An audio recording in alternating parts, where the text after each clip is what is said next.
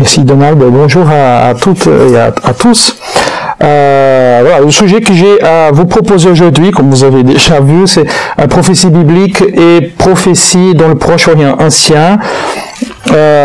L'idée, c'était que comme vous allez voir quelques conférences qui portent directement sur le sujet des prophéties et églises, prophéties dans le monde contemporain, etc. J'ai choisi ces thèmes juste pour poser quelques questions et aussi pour soulever la question de la place des prophètes et de la prophétie biblique dans le cadre plus large du Proche-Orient ancien, juste pour situer un peu la discussion de ce point de vue historique. Aussi, je voudrais aussi dire que cette conférence touche à quelques sujets que je suis en train de traiter dans notre cours de master ici à la faculté Jean Calvin. Donc, certainement, les étudiants en master seront familiarisés avec certains de ces éléments. Et aussi, j'avoue que j'ai pas mal de difficultés à prendre les sujets de tous ces heures de cours dans une petite conférence de 30 minutes. Et donc, vous allez voir que le sujet, le traitement que je propose ici, c'est quand même très élémentaire. Je vais juste donner quelques informations de base. Et voilà, à titre d'introduction, vraiment à ces sujets de prophéties bibliques et prophéties dans le Proche-Orient ancien. Donc voilà, je commence.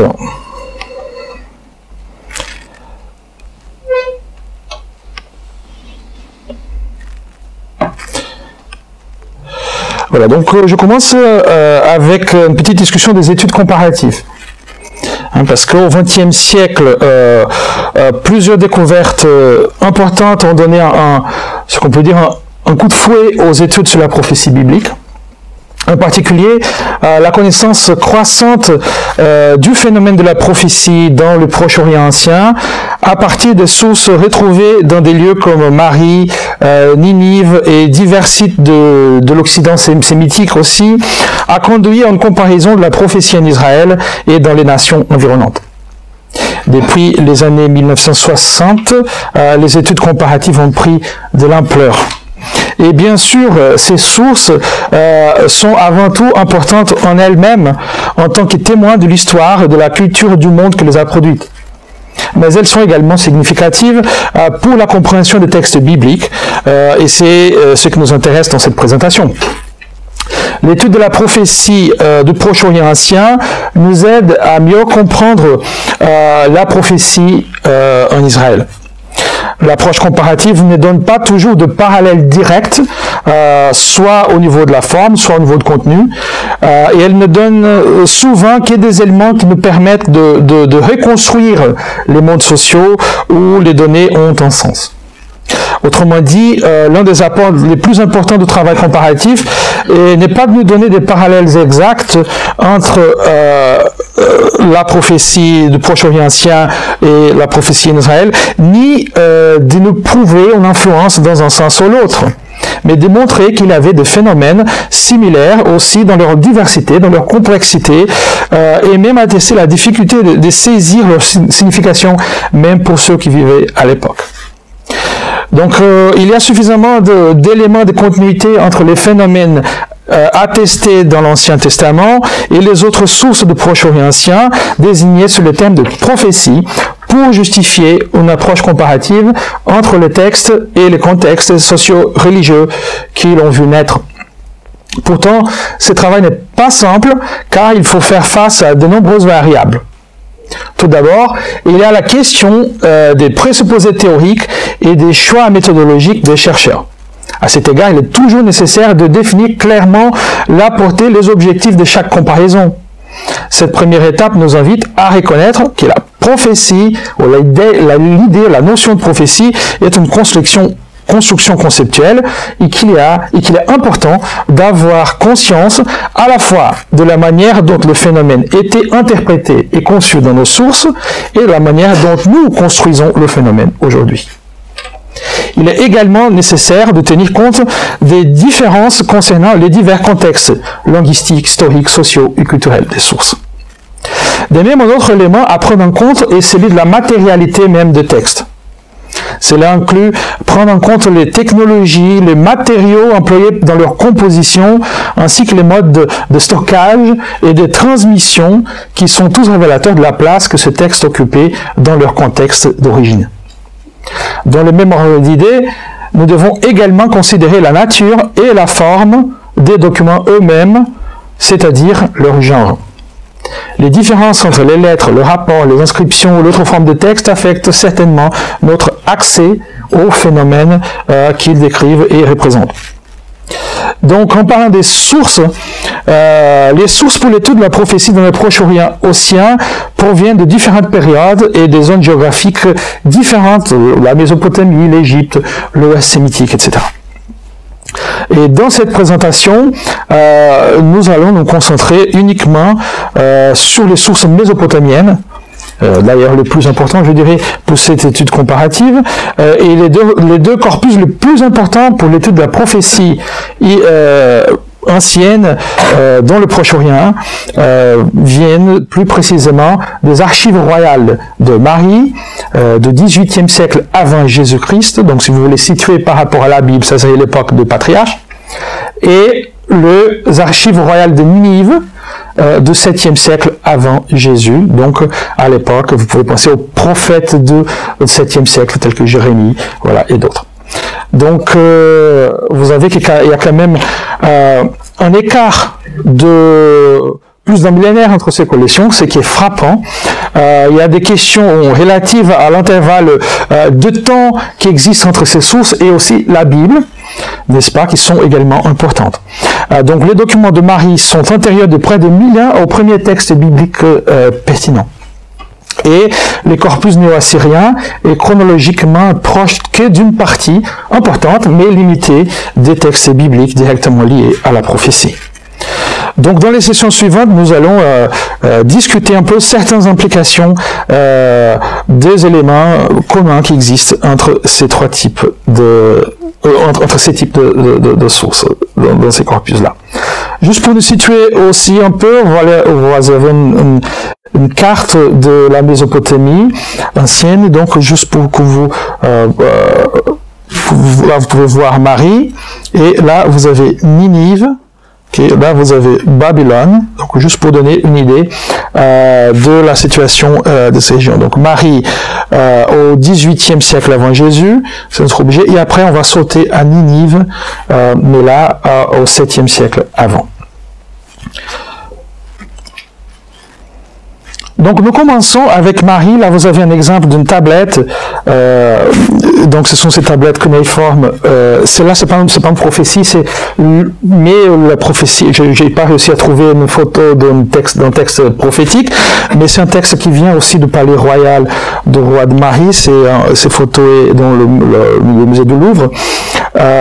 Cette pièce-là, et ça vous donne une idée de à quoi ressemblent ces tablettes prophétiques. Donc, qu'est-ce que c'est la ville de Marie? Alors, Marie était l'une des plus importantes cités-États en Mésopotamie à l'époque paléo-babylonienne. C'est-à-dire que les origines de Marie remontent à l'année 2900 avant Jésus jusqu'à 1759 avant Jésus. Quand la ville était détruite en 1759 aux mains du fameux roi Hammurabi de Babylone, celui qui a détruit cette ville. La découverte du site archéologique de Mar en 1933 par le français André Pao a livré plus de 25 000 tablettes d'argile conservées dans les archives royales. Celles-ci ont été produites pendant les 50 dernières années de la cité et de la ville, et ils ont été écrites dans une forme d'acadien, de la langue royale officielle, alors que la population est censée devoir parler un dialecte sémitique du nord-ouest. Mais parmi ces documents, on trouve des échantillons de correspondance royale, plus de 3000 lettres écrites dans ces tablettes d'argile, comme je vous ai montré, qui sont rédigées pour la plupart pendant le règne du dernier roi de Marie, le roi Zimri-Lim. Donc le roi Zimri-Lim qui a régné entre 1775 et 1759, donc juste à la destruction de la ville. Alors, la question est celle de Marie et la prophétie biblique. C'est cette question qui nous intéresse. Et voilà, comme j'avais dit, les documents trouvés à Marie sont d'abord d'une valeur importante pour la reconstruction de l'histoire de la Syrie, de Palestine en général, du monde ancien en général. Mais parmi les tablettes retrouvées, il y a une soixantaine de tablettes qui attestent la présence d'un phénomène religieux, social, qui présente de nombreuses similitudes avec la prophétie biblique. Okay. Donc il faut d'abord penser à quel type de document nous avons. Donc comme j'avais dit, il y a une soixantaine de lettres qui touchent au sujet de la prophétie. Okay. Et il faut penser à la nature même de ces sources. Parce que tout d'abord, on constate qu'elles étaient conservées dans les archives royales.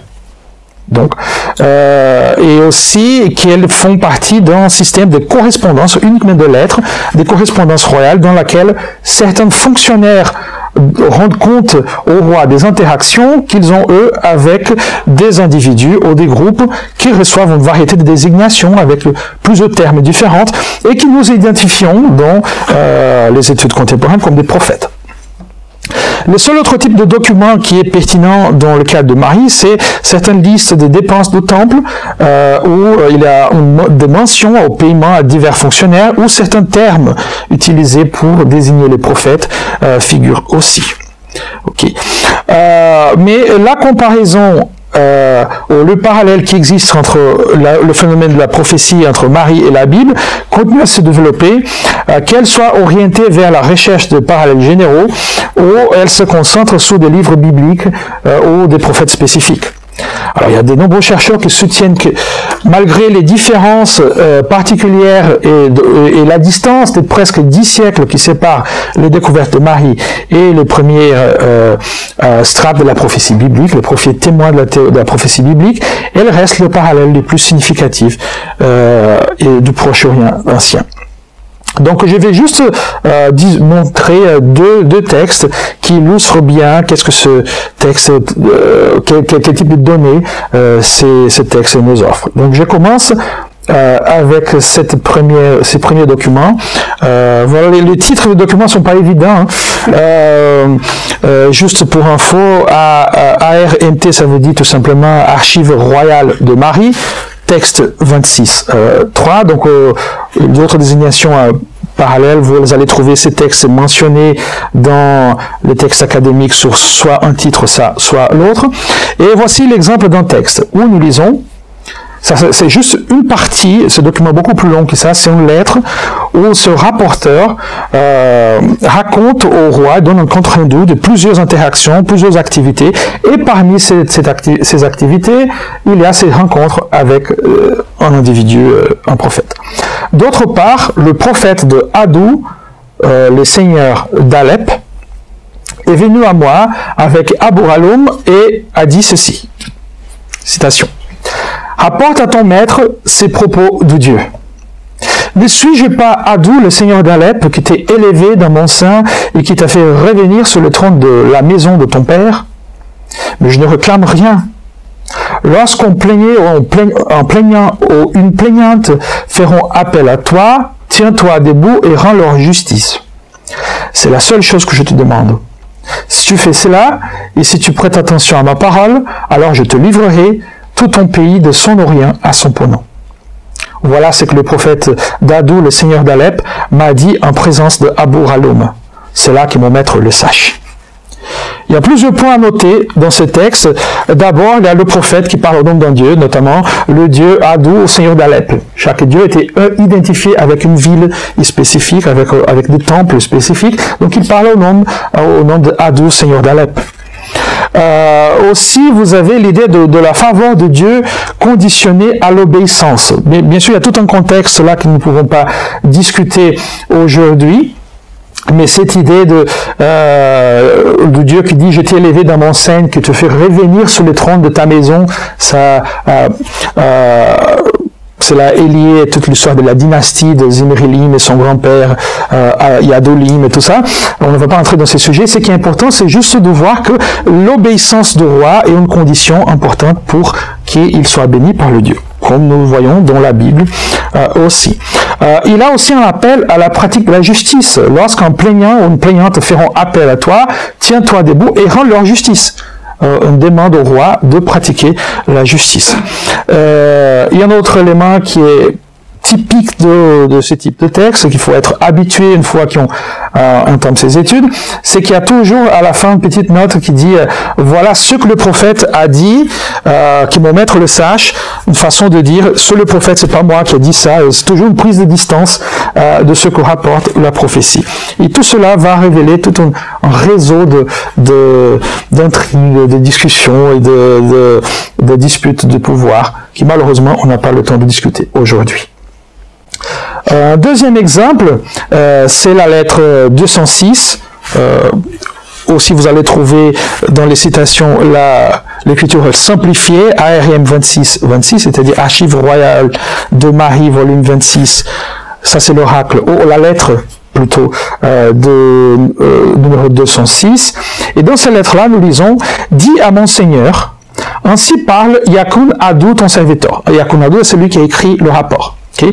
Donc, cette formule de rapporteur ou de messager que nous trouvons dans les prophètes bibliques, ainsi parle, souvent c'est celui qui écrit la lettre, c'est pas le prophète qui dit, donc pour qu'il n'y ait pas de confusion. Donc, celui qui écrit la lettre, il dit, dis à mon Seigneur, ainsi parle Yakun Adou, ton serviteur. Un estatique de Dagan est venu me trouver et m'a dit, assure-moi que mangerai-je ceux qui appartiennent à Zimrilim. Donne-moi un agneau que je mange. Je lui ai donné un agneau. Il a dévoré tout cru devant la grande porte.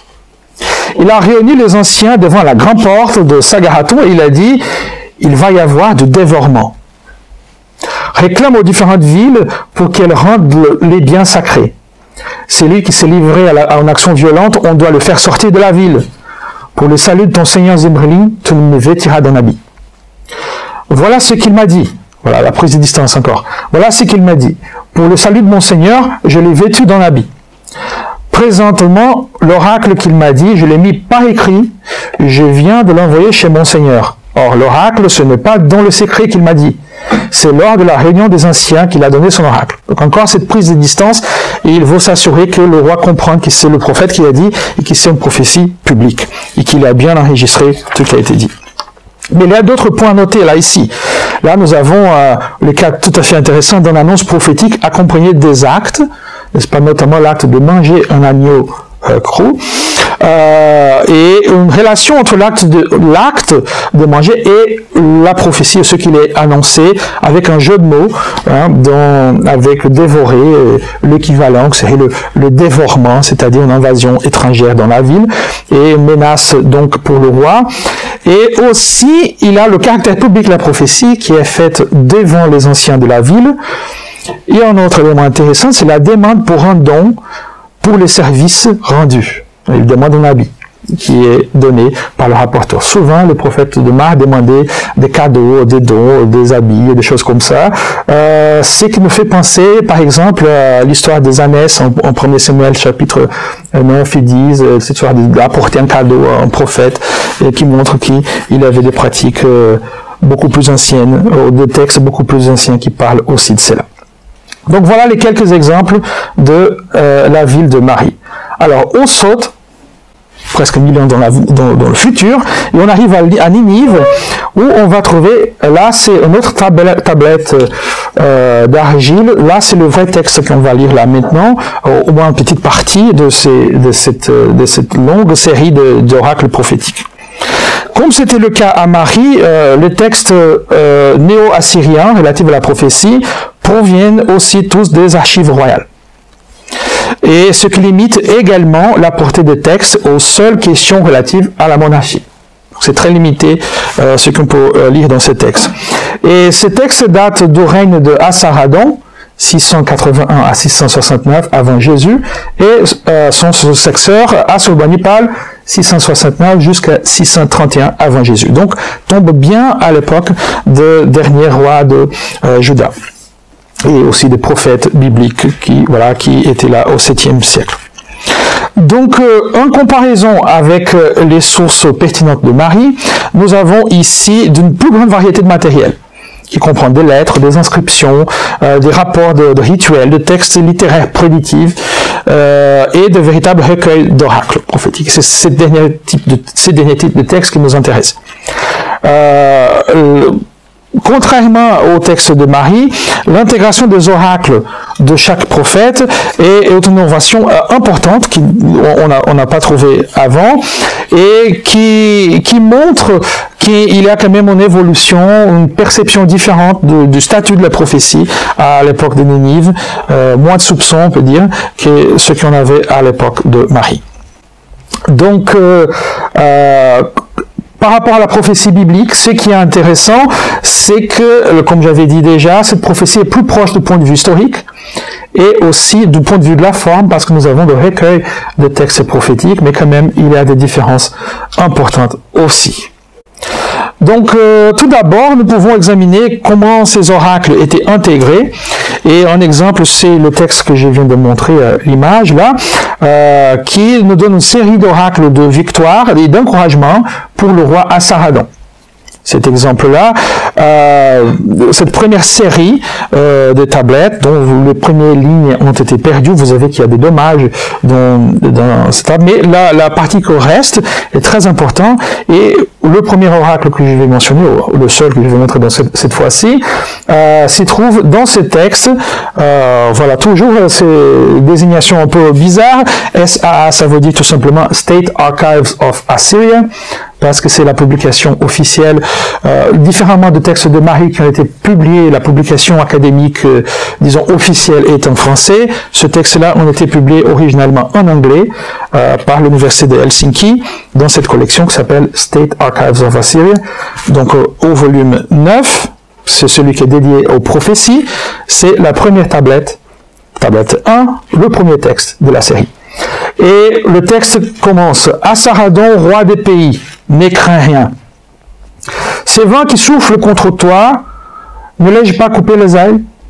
Tes ennemis rouleront tous tes pieds, sous tes pieds, comme des pommes au mois de juin. Je suis la grande reine, je suis Ishtar d'Arbel, celle qui renverse tes ennemis devant toi. T'ai-je jamais adressé un message auquel tu n'as pas pu faire connaissance? Je suis Ishtar d'Arbel, j'attendrai, ou j'écorcherai, ça dépend comment on traduit le texte, tes ennemis et je te les livrerai. Moi, Ishtar d'Arbel, je marcherai devant toi et derrière toi. Ne crains rien. Si toi, tu es paralysé, moi, je suis malheureuse. Je monte à l'assaut. Reste assis. Par la bouche de Ishtar la Tashiat, femme d'Arbel.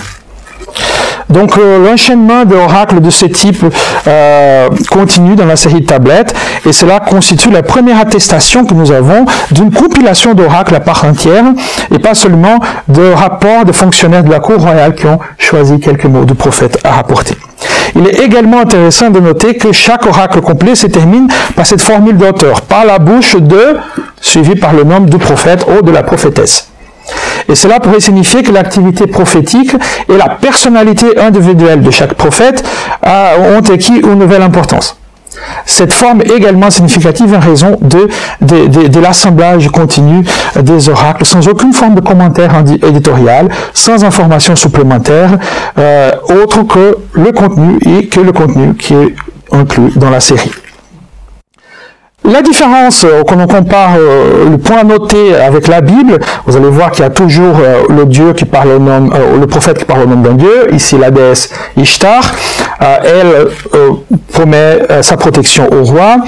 Et voilà, la différence essentielle, c'est que les prophètes d'Israël parlaient toujours au nom de Yahvé, le Dieu national, le Dieu d'Israël, le Dieu du pays, le Dieu de Juda. Alors que en Assyrie, on avait plusieurs dieux qui parlaient, et ce n'est même pas le dieu Assur qui était le dieu national, c'est plutôt Ishtar qui est la déesse préférée des prophètes. Une autre différence concerne aussi le sexe des prophètes, parce que il y a une prédominance de femmes. La plupart des prophètes en Assyrie étaient prophétesses, étaient des femmes. Okay. Il y a un contraste avec l'image du prophète d'Israël, ou la situation d'Israël ancien, où la plupart des prophètes semblent être des hommes.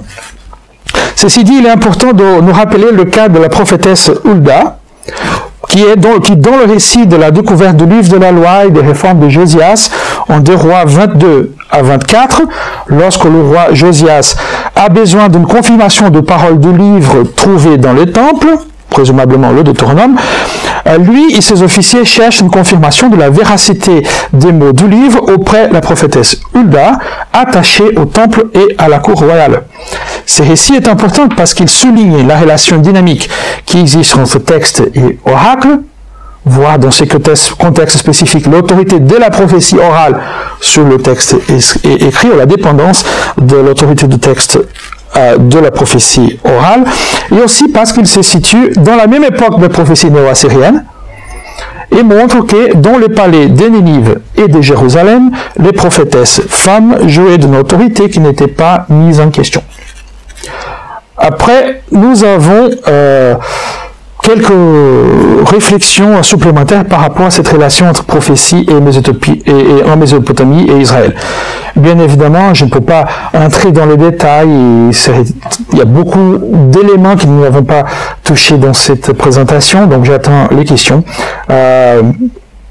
pour pouvoir poursuivre cette discussion. Mais voilà, il y a plusieurs points de contact entre la prophétie en Mésopotamie et en Israël, n'est-ce pas?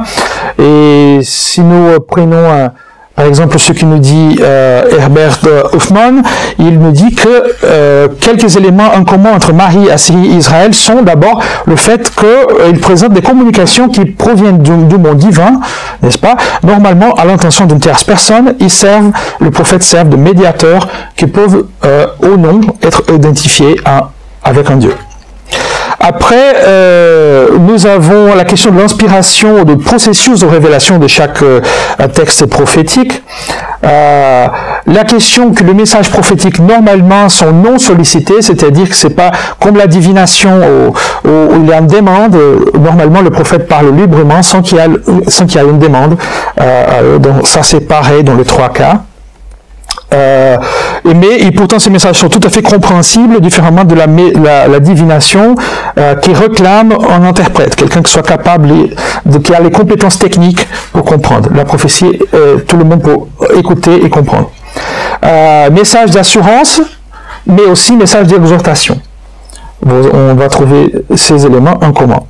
Mais il y a des points de divergence aussi, n'est-ce pas? Et là, c'est difficile de saisir les détails de l'histoire de la prophétie en Israël, n'est-ce pas? Parce que les documents bibliques sont plus complexes et couvrent une période plus importante de temps. Donc les prophètes bibliques ont occupé plusieurs fonctions et ont joué différents rôles le long de l'histoire d'Israël. Et la terminologie de prophétie en Israël elle-même est complexe. Il y a différents termes pour désigner les individus qui nous appelons prophètes. Et donc il y a tout cet aspect diachronique qu'il faut prendre en compte. Par exemple, nous lisons dans les commentaires qu'on peut appeler éditorial en Samuel 9.9, autrefois en Israël, lorsqu'un homme allait consulter Dieu, il disait « Viens, allons chez le voyant ». Car celui qu'on appelle maintenant prophète était autrefois appelé voyant. Ces commentaires, probablement écrits quelques siècles après les événements que le chapitre raconte, déjà donnent une attestation d'un processus de transformation au sein du monde biblique lui-même. La précision posée dans ce verset indique la nécessité de clarifier une terminologie qui était diverse et complexe. Le texte de Samuel témoigne donc de l'aspect qu'on peut appeler diachronique, c'est-à-dire au fil du temps, ainsi que des importants changements dans la désignation et la fonction des prophètes. Mais il y a quand même quelques éléments de spécificité de la prophétie biblique et je voudrais conclure avec cela. Parce qu'il y a toujours de nombreux chercheurs qui font cette plaidoyer pour dire qu'il y a une spécificité dans la prophétie biblique.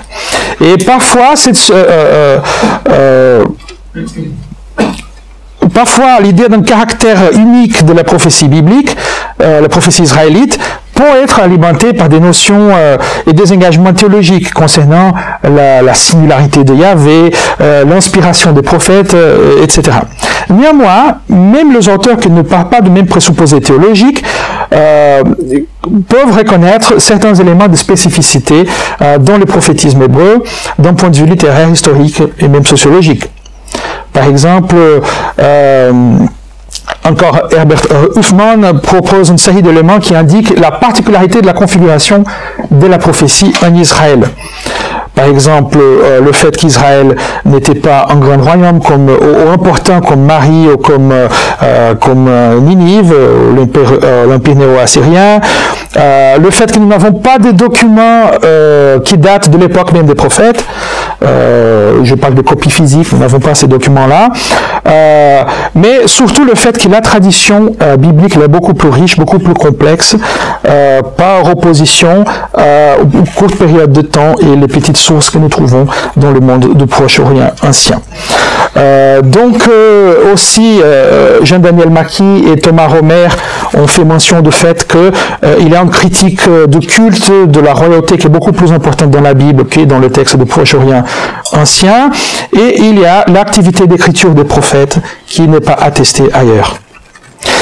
Et finalement, on peut dire qu'il y a tout le développement théologique et canonique, c'est-à-dire la création du canon biblique lui-même, qui est aussi un point important. Parce que là, on voit ce qui est souligné par des auteurs comme Martin Nissinen et d'autres, que par rapport au document du Proche-Orient ancien, le document biblique s'y distingue d'abord pour cette dichotomie irréconciliable qui existe entre Yahvé et les autres dieux, et aussi par le cadre théologique, le cadre religieux, le cadre qu'on peut appeler parfois idéologique aussi, qui construit toute une autre image et toute une autre fonction des prophètes par rapport à ce qu'on voit dans ces autres civilisations. Donc, il y a une conceptualisation progressive de la prophétie dans la Bible, un changement d'une perception de l'image de la fonction de prophète. Il y a même l'insertion du prophète dans une chaîne dans la perception d'une histoire du salut, comme Donald nous a parlé tout à l'heure. Et finalement, on part à cette distinction entre la prophétie hébraïque et la prophétie biblique. Et c'est pour ça que j'ai parlé des prophéties dans mon titre, prophétie biblique et pas prophétie israélite ou hébraïque, parce que nous sommes en train de comparer la prophétie du Proche-Orient ancien et la prophétie telle qu'elle est trouvée dans la Bible. Et ça fait la différence. Parce que la prophétie biblique, ça veut dire la prophétie telle que nous l'avons accès, qui est inclus dans le document biblique. Et donc, en conclusion, je dis que l'aspect le plus distinctif de la prophétie biblique par rapport aux témoins mésopotamiens est le fait que la tradition prophétique d'Israël nous arrive par le biais de textes bibliques, et donc des textes qui incluent les paroles attribuées aux prophètes, les récits qui nous permettent de situer les prophètes eux-mêmes et leurs paroles dans une grande chaîne historique et théologique, c'est-à-dire dans une histoire du salut, qui nous donne une perspective théologique particulière concernant les fonctions de prophète, mais aussi la relation de Dieu avec son peuple. Donc voilà, c'est ça la conclusion, et je vous remercie pour votre attention.